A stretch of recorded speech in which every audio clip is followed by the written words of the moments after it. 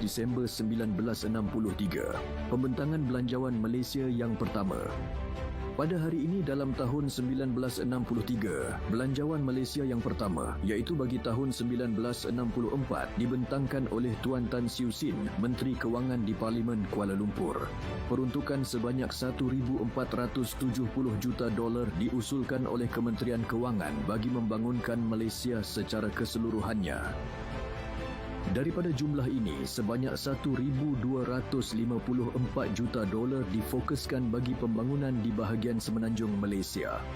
Kementerian Pertahanan menerima pertambahan terbesar pada belanjawan ini, iaitu peningkatan sebanyak 69% ataupun $64 juta daripada tahun sebelumnya, menjadikan jumlah keseluruhan sebanyak $156.75 juta. Kementerian Pendidikan pula menerima peruntukan kewangan untuk kementerian terbesar dengan jumlah sebanyak $256.5 juta, iaitu peningkatan sebanyak 11.5% berbanding tahun sebelumnya. Kerajaan turut memperuntukkan sebanyak $629 juta bagi tujuan pembangunan.